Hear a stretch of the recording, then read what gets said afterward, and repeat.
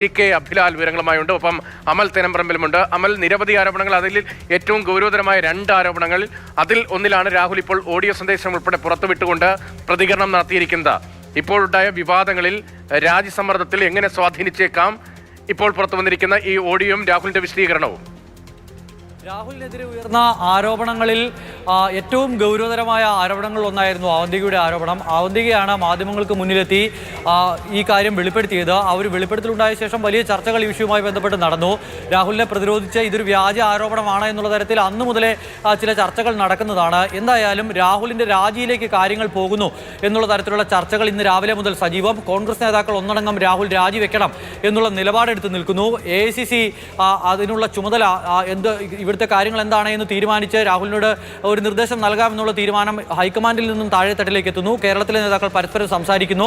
രാഹുൽ രാജിവെക്കും, രാഹുലിൻ്റെ വാർത്താ സമ്മേളനം പോലും രാജി പ്രഖ്യാപിക്കാനാണ് എന്നുള്ള തരത്തിലുള്ള വ്യാഖ്യാനങ്ങൾക്കിടെയാണ് രാഹുൽ ഈ വിഷയവുമായി ബന്ധപ്പെട്ട് ഏറ്റവും വലിയൊരു പ്രതിരോധം തീർക്കുന്നത്. ഇതുവരെ ഈ വിഷയത്തിൽ രാഹുലിൻ്റെ ഭാഗത്തു നിന്നും ഉണ്ടായിരുന്ന ചില ന്യായീകരണങ്ങളൊക്കെ, ആദ്യ വാർത്താ സമ്മേളനങ്ങളൊക്കെ നടത്തിയ പരാതിയുണ്ടോ, അല്ലെങ്കിൽ തനിക്കെതിരെ കൃത്യമായ തെളിവുണ്ടോ, ആരാണിത് എന്നൊക്കെ ചോദിക്കുന്നതിന് AI ഉപയോഗിച്ച് തയ്യാറാക്കിയ ഓഡിയോ സന്ദേശമാണ് എന്നൊക്കെ പറഞ്ഞുള്ള പ്രതിരോധങ്ങൾക്ക് അപ്പുറത്തേക്ക് കരുത്തുള്ള ഒരു പ്രതിരോധം രാഹുൽ ഇപ്പോൾ തീർക്കുകയാണ്. ആ വിഷയവുമായി ബന്ധപ്പെട്ട് 2 പ്രതികരണങ്ങൾ നമ്മൾ കേട്ടു.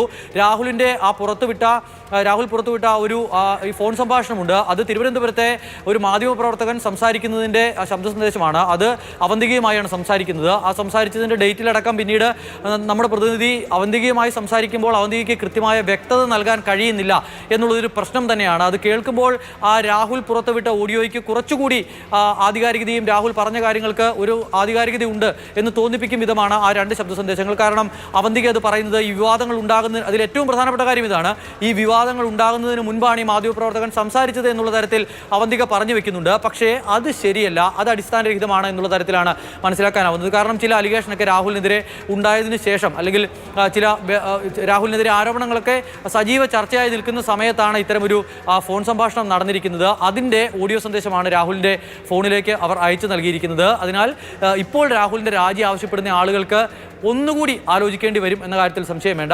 പ്രധാനപ്പെട്ട ഒരു പോയിന്റാണ്. ഒന്നുകൂടി പക്ഷേ രാഹുലിന്റെ രാജിക്കാര്യത്തിൽ ആലോചിക്കേണ്ടി വരും എന്ന് തോന്നിപ്പിക്കുന്ന തരത്തിലുള്ള ഒരു പ്രതികരണമാണ് ഇപ്പോൾ രാഹുലിന്റെ ഭാഗത്തു നിന്നുണ്ടായത്. അവന്തിക ഉന്നയിച്ച ഗൗരവതരമായ ആരോപണം അതിനെ ലഘൂകരിക്കുന്ന തരത്തിലാണോ, അല്ലെങ്കിൽ അതിലൊരു പ്രതിരോധം തീർക്കാൻ രാഹുലിന് കഴിയുന്നുണ്ട് എന്ന് തോന്നിപ്പിക്കുന്ന തരത്തിലാണ് ഇപ്പോൾ ഓഡിയോ സന്ദേശം പുറത്തു വരുന്നത്?